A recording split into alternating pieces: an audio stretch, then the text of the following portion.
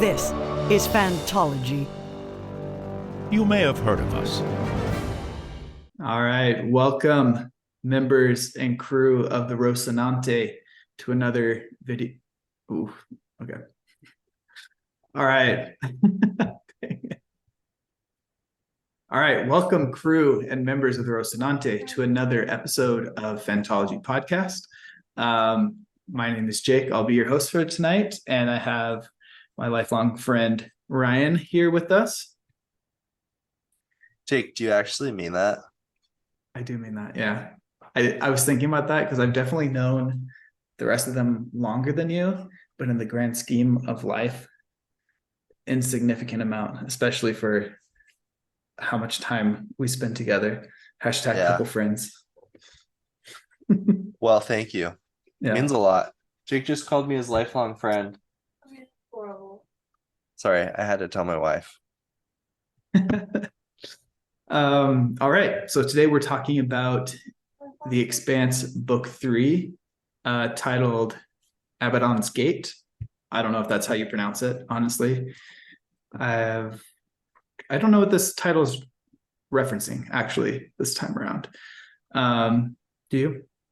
Well, I assume that it's referencing the huge ring that the protomolecule formed that they traveled through. Right. I meant, does the title in real life reference anything? Oh, yeah, I don't know. Is Abaddon's Gate anything other than from this book? I don't know. I think it's all related to like mythology. That's what I assumed. I just never heard the word before. I'm not sure. Nothing. All right. Well, welcome to the review of Abaddon's Gate. We've been excited to review book 3 for a while. I've been excited to read it for a while because I really liked book 1 and was a little disappointed with the direction of book 2. So I've been excited to see how book 3 continues the series. Well, I think I felt a little bit different, maybe the opposite. I thought that book 1 was okay, but promising. I liked book 2 more than book 1. And so I felt like it's kind of moved up.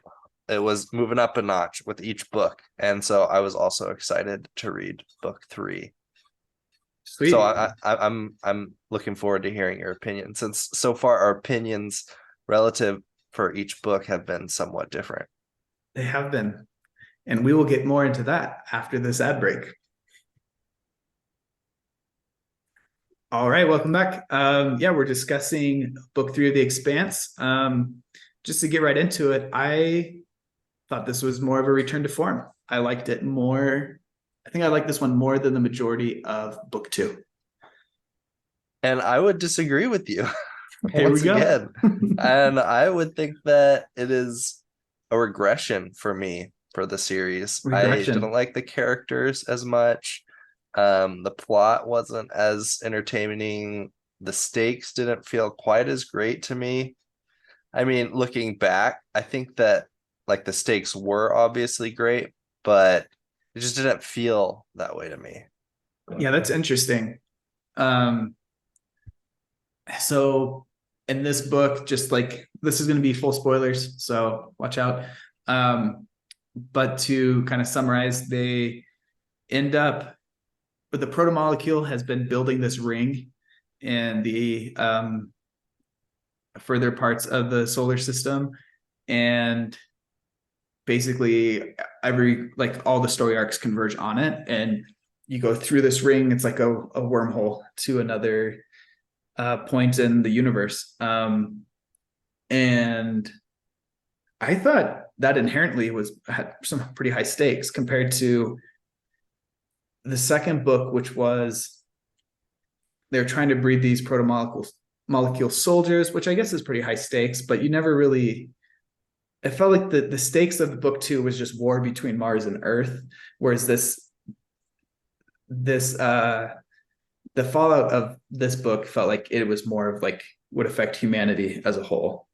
Well, so yeah, in the end of book 2, basically Earth launches a bunch of nukes that are redirected, right? They launch a bunch of nukes to try and destroy the protomolecule, but the protomolecule basically stops Mhm. them. Wait, am I remembering this right? Is that the end I of book one? uh book one, I just remember it ends with everything going to Venus. That probably happened. I think that happened in book one, actually, when they're trying to nuke Eros. Okay. Well, regardless of that, I think that Mars and Earth being on I mean, they were at war for part of it, Yeah. and it was kind of like a devastating, or it could have been devastating, especially if these protomolecule soldiers had been unleashed. So, I mean, it definitely, like, I know if you look at the stakes of that book versus of book two versus this one, where they're literally trying to stop this station from like exterminating all humans because it sees them as a threat. So that's obviously like a higher stake to me, but it just didn't feel that way because they were like trapped on these ships, and um a lot of it they were fighting like against themselves to, I don't know, just basically like disarm this laser. So it wasn't like, I don't know, Yeah. disarming the laser. And I mean, a lot of what they were doing was Miller and Holden kind of like, I don't know. It seemed like they were making like a bunch of logic jumps without necessarily knowing. They're like, if we shoot this thing with the laser, it's going to perceive like all of humanity as a threat and just annihilate them. And but maybe if we convince everyone to turn off their ships, it won't see us as a threat and just kind of back off. And I don't know. It was just kind of like a lot of jumps of logic that didn't really feel like there was like evidence to show they would actually work for me. Interesting. I felt like specifically for the laser being like identifying all humans as a threat, I thought that was built up better than the turning off the ships one. I thought there's more evidence for that. Like every time the humans tried anything, well, I don't know, was it really that they would like destroy them, or was it part of it was like they would stop, like slow things down like more and more, and like so you knew that anytime there was an attack or some sort of violent outburst, things were changed to stop that. So I think there was like I thought that was a good enough leap of logic to assume if they do any sort of damage to the system or attempt it, then they would do whatever it took to Yeah. prevent that. Um, Yeah, but I think that, I mean, the way that I remembered it was that they were kind of fighting because it was like not only their own lives at stake, but it was like the rest of humanity at stake. Because, I mean, the people who were fighting to use the laser were basically like, yeah, we're going to kill it, or we're going to destroy this station, which is essentially going to like ruin our odds of getting back home and effectively kill us, but would shut but the we're going to gate. save the rest of humanity. And Yeah. it seemed like James Holden, his side was like, no, that's not going to do it. We just shut off our engines and we're going to stop the space station from killing us and killing the rest of humanity. Yeah, I don't think I interpreted it as Holden saving the rest of humanity by doing that, but just saving the people there. The turning Okay. off the ship thing, it seemed more like it was just like a reset, like no activity, and then Miller could try to do a reset on the system. That was kind of hand wavy though. It was Yeah. like intentionally pretty vague, um, which I thought was fine. I just read past it. I mean, But it obviously didn't really bother you. yeah, yeah. I think what I really liked about this book compared to the second book was there seemed to be like more philosophical themes going on. Like I liked Anna's character with her whole like religious and redemption arc and theme throughout. And Um in relation to like Melba. in relation to Melba and yeah, specifically with redemption. And like I like that you got to see both sides, like her perspective through the conflict, and then the other priest was on the opposite side of that, and how like the other priest wasn't like an evil person. He was just like, no, this is what we have to do to save humanity, you know. So I thought that was interesting. Like there was more, I felt like there were more gray characters and motivations, and like it wasn't super clear cut. And then I liked the that more philosophical side of things. I did think it got a little sappy at parts. I think Melba's redemption was a little unrealistic at parts. Yeah, I A agree. little pulpy, I guess, which is interesting. The series so far has seemed kind of like gritty and like really realistic, and almost like approaching that more grimdark side in terms of like the setting and the physics and like the threats at times, but then the solutions end up feeling kind of pulpy, where it's just like, and then the heroes save the day a little bit.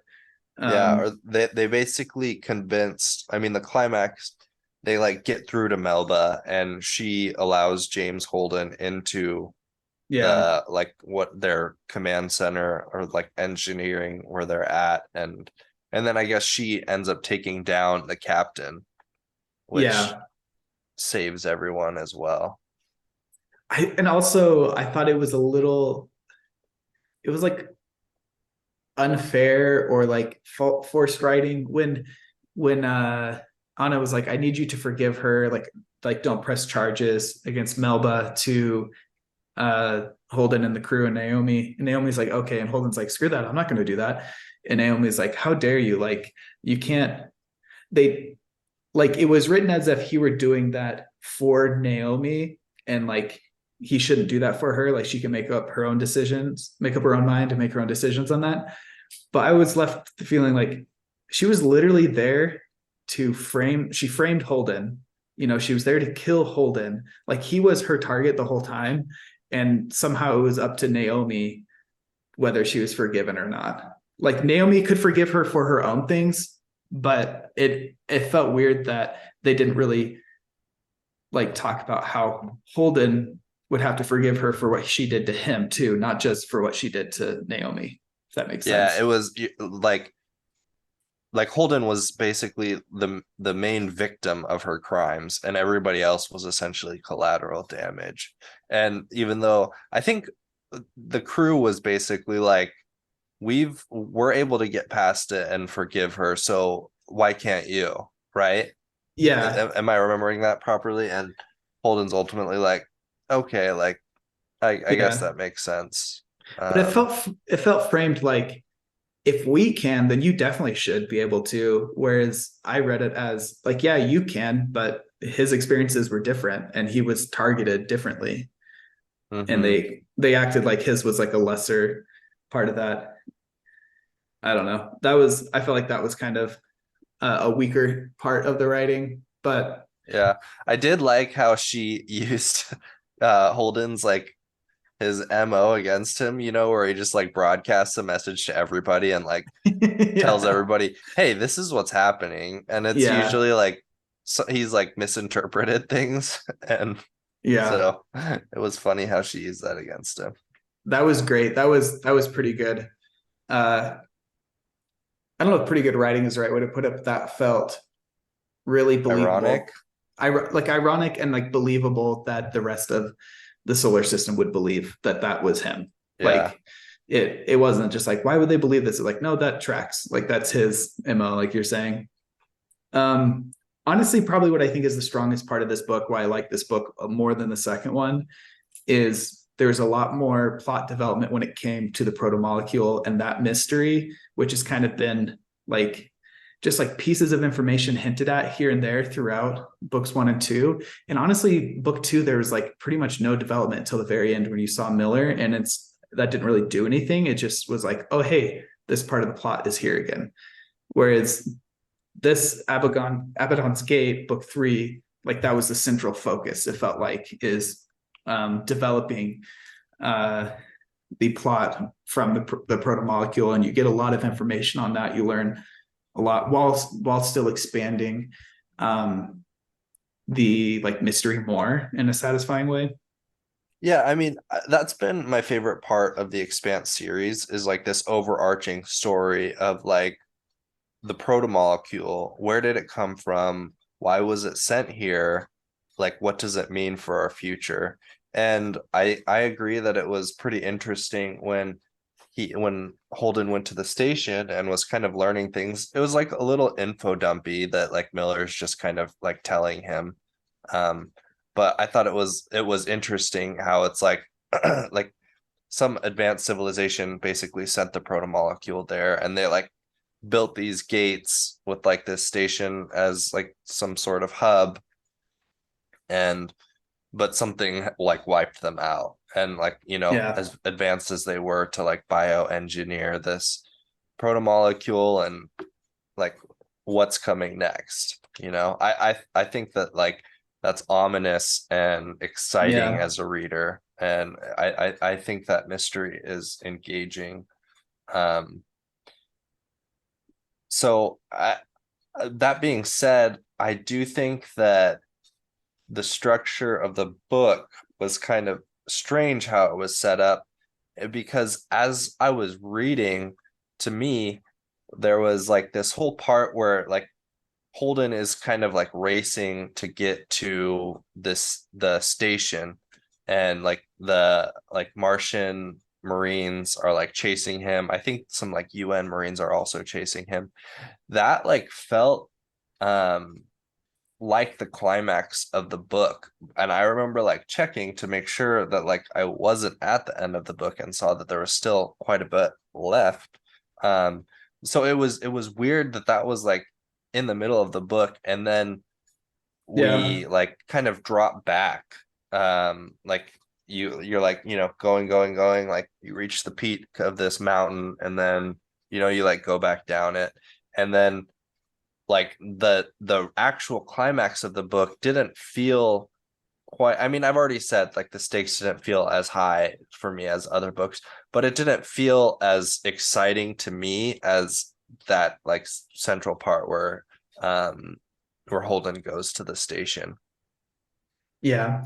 Yeah. I agree that the pacing and just like that plot structure felt weird. Ideally, I think what you would have is Holden's like rising action moments in the like space hub place with Miller, with the Marines chasing them, happening simultaneously with the mutiny on the other ships, like Yeah. back and forth, and have those interplay. The way the plot actually played out, like that would make sense. Like you would need Holden to be back with the revelation he got from Miller there. But if they could have somehow like intertwined those more, I think that would have made a much more compelling into the book. Because I agree, it felt less, and this I guess could be a pro or a con. It felt less like a typical plot structure of like this rising action, great climax and resolution.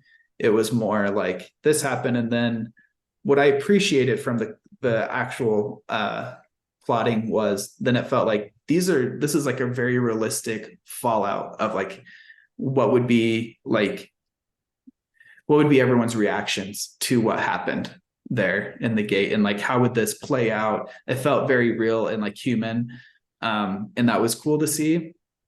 But for like I don't know, like I totally agree that it could have been better if they happened more simultaneously. Yeah. Yeah. I'm trying to think that I think I rated the first book an 8 and the second one like Okay. a 7-ish. Hmm. And this one definitely isn't an 8, but I think it's probably 7.5. I don't think the other one's lower than 7. I don't know. But I think you're right. There are some weaker spots to it. And I think the main thing that drew me in is book 2 felt like a side quest. It introduced one of my favorite characters, probably my favorite character, honestly, Avasarala, or however you say her name. Yeah. And so like that was a huge pro of book 2, but I felt like the plot itself felt much less impactful. Whereas this one felt like, okay, we're back on the main quest again. And I think that's what got me excited about it. But there weren't Okay. as compelling of characters, and the plot wasn't as great Yeah, as book so one, at least. we basically traded. So from book two, we had Avasarala, Bobby Draper, and what was the name of the dad trying to recover his daughter? Oh yeah, the doctor. I don't remember. But I'm yeah, not sure. So him, the and yeah we traded biologist. him for um Bull, Anna, and Melba Cole. So Yeah, in my mind, I I think that it was, I don't know. I mean, I liked the characters in this book, but I don't know if I liked them as much as the ones before. I thought that Bull was kind of cool. How I like Bull. he was like out of place, right? He was an earther, like basically there because Johnson told him to, and he Yeah, was like trying to keep things together as best he could.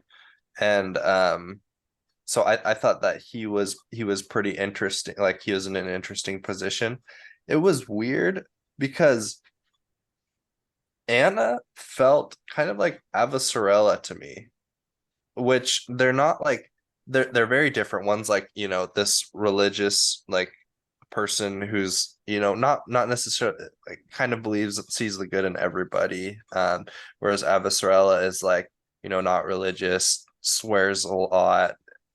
I'd say like more the ends justify the means. Like, yeah, but much more ruthless. I don't know if it's like how they were written, but like it was hard to like differentiate them in my mind, personally. Yeah, it's like they filled a similar role in being like a Yeah. more mentor and like leader type character.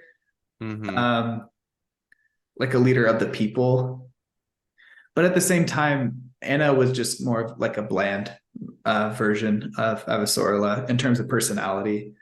Yeah. Um, I liked Avasarala a lot more as well. I yeah, was kind of disappointed that she wasn't in it. She was referenced a little bit, but yeah. I did. I did, like I said, I liked how Anna's like plot revolved around like the themes of redemption and like talking about that a lot. And I liked how you like traditionally that would have been something like Holden would be all for is redemption in somebody, but like you have the mhm. person being redeemed like completely opposed to him. And so that was cool to see. I really I liked thought, Bull. Oh, go ahead. oh no, finish your thoughts on Bull and then we'll talk Yeah. about the other Melba. girl, Melba. Yeah. Yeah, I really liked Bull, honestly. Like he was a character that honestly kind of seemed bland at first and kind of boring to read through. And then what I really enjoyed was just how they like made him feel like a very real person who is just stubborn and like never quitting. And like he gets so much thrown out of him and like takes so much. And he easily could have taken that out of being like, okay, yeah, I'm going into the medical coma. Like I'm Mm-hmm. over. But instead it was like, no, I know what's best right now. And I'm not giving up. I'm not like taking the easy way, even though he didn't even want to be there to begin with. And I Yeah. thought that was really, it was cool to see that progression, to see him like the more he took, the more he doubled down and like became a stronger presence. Um, Mm-hmm. but yeah, coming to Melba, I think they wrote her too chaotic for me to really connect with her. Like she just didn't seem relatable. I liked her backstory. Like she's kind of Mm-hmm. like a victim of James Holden. Um, like however like weird her intentions seem, like, she's like the daughter of a billionaire, but um she's like, I guess like one of the true victims. Um, but yeah, I don't know if the execution was quite there for me with Yeah. her. And like you said, it was a bit chaotic because like she starts out like basically her whole purpose is to get revenge on James Holden, and she's, doing whatever she can. And like when she's finally like stopped, it seems like she does like almost a 180, in which Mm-hmm. suddenly she's like, yeah, like James, I don't really like him, but like what's the big deal? There's not really any reason to kill him anymore. And so I don't know. I mean, she went from like hating him to like, I guess, being rudderless in the middle of the book and like kind of falling in with the mutiny and then like sort of redeeming herself at the end. Yeah. And like she falling in with the mutiny, I think Or that the was reverse mutiny. Not the mutiny, the reverse yeah, mutiny. yeah, that's what I meant. Yeah. Falling in with the like getting the original captain back. I thought that was that was a cool way to like do her redemption arc. Like she wants to be redeemed and she sees like this sacrificial route as the way to do it, even though it's like again the villainous like act in the story. Um, but I do think like that 180 was too quick. I don't think that was developed well enough for her to have a change of heart that way. Yeah. And I think they tried to use like she had a traumatic upbringing and kind of like mental instability from that. And that was like the reasoning. That's how I interpreted it. Like that's why she was doing the things she did that were wrong. And you could see that when she killed the guy, the engineer on the ship. And then when she would think about her dad and how he like we would be so disappointed in her for like weird things and not for the fact that she's I don't know like doing terrible things but I don't think they like developed it well enough for it to really feel like it made sense for that 180.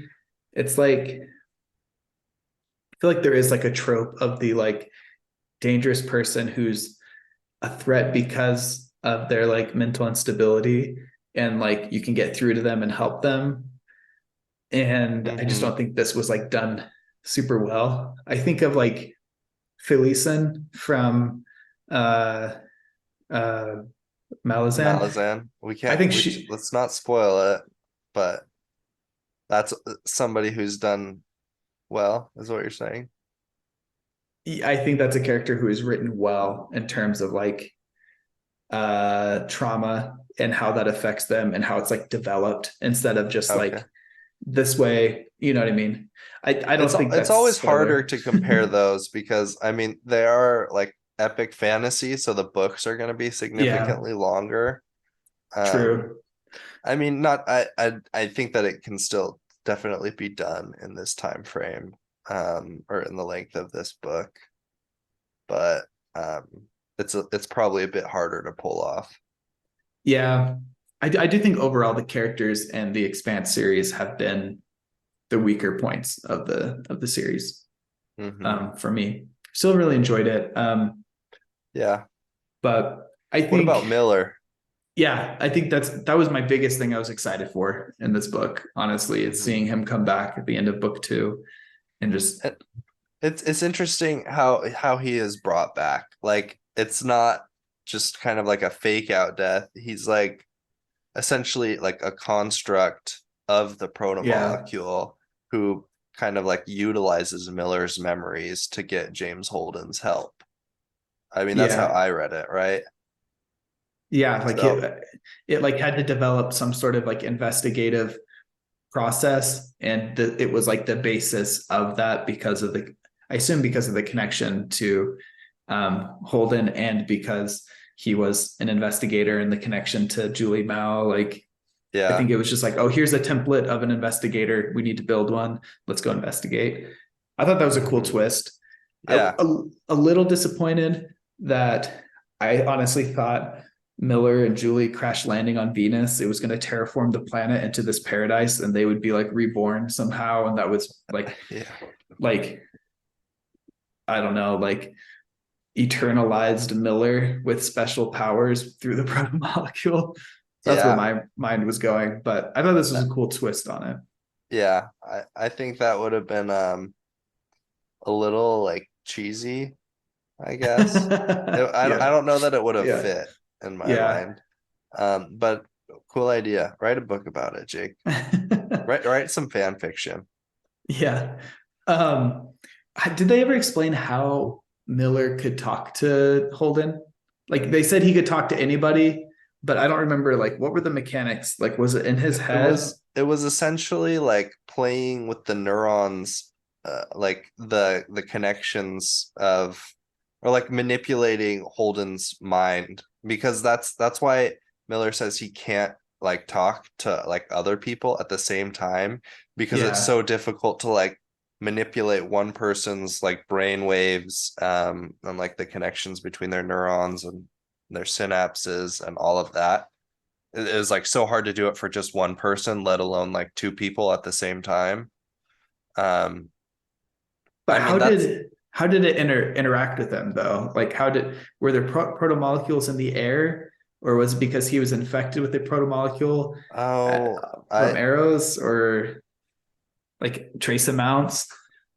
I don't remember that, or maybe there was, yeah, That's what I maybe never really just him being understood that. exposed to it. Yeah. Um, it did kind of give me like some Stormlight vibes of just some like person like repeating things and like not making sense, and you're like, can you hear me? Like, are we Oh yeah, yeah. interacting? Or I thought that Hmm. was the uh Yeah, similarity there. That was fun. I didn't pick up on that, but I definitely see those similarities too. Um, yeah, I liked him coming back. I thought it was cool that he was like the guide. Still disappointed that Miller is actually dead, but I do think, like you said, that's a better way to go about it. hmm I still think that there's like this plot armor around the crew of the Rocinante. Um, Yeah, but this book did change things quite a bit with like Bull dying. That was like a little bit of a surprise. I mean, you knew he was dying, but you weren't sure like was he actually gonna die? I yeah, don't know why, but like a big surprise to me was like when the chief engineer, like Sam, yeah, when yeah, she died, I was like, that yeah, was, I don't know why, but I was just kind of like shocked. yeah. And so anyways, I thought that was like the characters felt like maybe they were in a little bit more danger because of that, this book. Um, I don't know. So I mean, overall, my thoughts on the Expanse through three books, or do you want to talk about anything else in particular about the plot before we want to move on to overall? No, go ahead. Overall, yeah, Um, so I think that I like the overall story, but a lot of like the, like I don't know, page to page has been a little disappointing for me, if I'm honest. I think that the story that's being told is interesting, but a lot of times like how it's told doesn't grab my attention. And I think that for a series that has been as like, you know, picked up on a TV show, which has done very well. I've heard like lots of people say like, if you like the TV show, you're gonna love the books. And I like the TV show, and I think the books are like decent. hmm.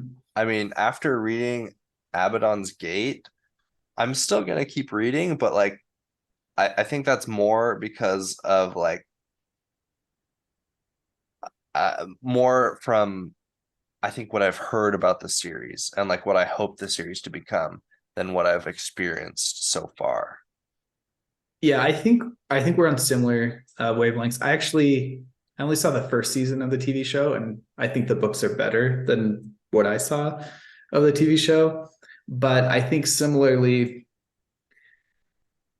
um, I think book one I thought was okay, and then got better and better and better throughout, and it ended on this note that I felt like gave a lot of potential for the series to be really good, and I was really excited to see that. And so far, I would say it hasn't really lived up to its potential yet. I don't think it's like it hasn't like deviated in a way where it's like, oh, it's not going to reach the potential. It just hasn't reached that yet. I think with time, similar to what you're saying, I think with time it could be great. And I think this book three was another step in the direction in terms of the overall plotting to get there. But I am a little disappointed that it hasn't taken advantage of that potential as much as I thought it would at this point. Um, Yeah. I think a key difference between us is just I'm more hooked on those like sci-fi elements, like the speculating about like what destroyed the other civilization, like what was that threat, and like that kind of stuff. Those ideas to me are like really captivating and keeping me going. But I agree that for me, book one really set the bar high, and I expected it to just like get better and better, and it's just kind of been like, okay, we might get back to that and hopefully better. But, Yeah, I think I agree with you on like what makes the story interesting. I think I wanted like more of that. I think so much yeah, like human interaction has gotten like a little boring to me. Like, yeah, and the characters aren't that great, yeah. most of them. Yeah, So I'm like more eager for like, let's have like some sort of like encounter with aliens. I mean, I guess that's not going to happen, at least with the ones that created the proto-molecule, because it seems like something wiped them out or took them. I mean, they were like kind of like a hive mind. yeah, That's what it sounded like. But I mean, they're not around. So, I mean, that's, I guess I thought like the, I thought there would be more of that in the Expanse. yeah, and And I there's been a lot of like political things between, humanity, which has been like kind of interesting to me, but not if all the totally gripping. politicking was like Avasarala the whole time, like people like characters as well written as her and as like smart and intricate as her, I think that would be a lot more Mhm. entertaining. But Um, yeah, so we don't really remember like the scores that we gave. It's been a couple months since we did our yeah, previous review. Um, I think it might be helpful if we talk about like our relative, like how we rank them relative to each other. And I mean, you yeah, already talked about it earlier. So for myself, I think I would put book two as the best, one as like just under that, and then three under that. So one or sorry, two, two, one, three. two, Is that one, what I three. said? Yeah, yeah, 2, 1, 3. Okay, yeah. I think I would, like I said earlier, I think it's 1, 3, and then two. And I think the difference between 2 and 3 are is smaller than the difference between 3 and 1. Yeah. Um, but yeah, I mean, I am really excited again to see where things are going, just because like Yeah. trying to figure out like what caused the destruction of the other society. It sounded like they self-destructed a little bit, like they saw this threat was coming in and started to like basically like prune branches of their society to try to keep it at bay. And that seems really cool to like that's a cool mystery to see if that's going to play out later. And like are they going to hmm find some surviving remnants of the proto-molecules creator Yeah. society, or are they going to find the other thing that took them over? Or it kind of makes me think of Halo with the flood and the original humans and the forerunners and hmm all that stuff. um but so I'm still excited, but I'm a little less like, after finishing book one, I was super excited to read book two. And after reading book two, I was like, now I'm more excited than after reading book two, but I'm like, maybe these will just be around like sevens for me going out. We'll see. hmm Do you think you're ever gonna get to a point where you watch more than season one of the show? I've been wanting to watch it once I finish Okay. um, the books. Well, what I was planning on doing is watching it like as I read, like once after I finished book one, I was like, okay, I can watch like, is it the first two seasons that cover book one Yeah, mostly? it's like halfway it's like 1.5 seasons, I One and a think. half. And so I started it with Emily, but she didn't really seem to be into it. And I was like, I don't know, I'd already watched season one. So I was like, do I skip? And I was like, maybe I'll just keep reading it. But at some point, I do want to watch them. Yeah. Um, but yeah, I think the Expanse in summary for me is really cool ideas, and I love the sci-fi world. It seems really like realistic and uh, plausible for the future. I like how it makes humans seem insignificant to like the power of the protomolecule. Weak parts for me are still characters and I guess some of the plotting, but Hmm. Yeah, I think that it's just an interesting series because of like not only like the premise, but also, and we've talked about this in our other reviews, but the two author team. It's like Yeah. very unique, and so um, I'd be interested to like one thing we should have done maybe is like gone back and seen which author writes which characters in each book, and like if we rank like the same characters written by the Mm, same author similarly. So it's like, we like who one author writes better than another one. I, Um, I think Ben looked into that after book one, and I think they like they'll write scenes and then they each rewrite yeah. those same scenes. Yeah, yeah. So like one of them writes it and then the other one will read it and edit it. Oh, that was it. But Okay. like I think it's usually like one person who's like writing the first draft for Mhm. each character. I want Um, to know who, like, because this came from like a tabletop game, who played each character, and like, is there oh one yeah, yeah, person who yeah. plays like the better characters? Or Uh-huh. I don't think, again, a comparison to Malazan just because of that aspect of it. I think this series kind of is weaker for it, it seems like, because a lot of the characters seem less dynamic and there's like more of a pulpy aspect to some resolutions, Hmm. um, as opposed to Malazan. But yeah, Yeah. maybe we'll see some character deaths. Maybe the plot armor will go away after, like, maybe they leveled up enough that the DM isn't holding back anymore. We'll see. Yeah. All right. Any other thoughts? That's good. We'll That's good. wrap it up. Thanks for joining us. Check us out on all the socials and our Discord if you'd like to join. We're always having a great time chatting it up there. And we'll see you on the next one. See ya. Talk to you later.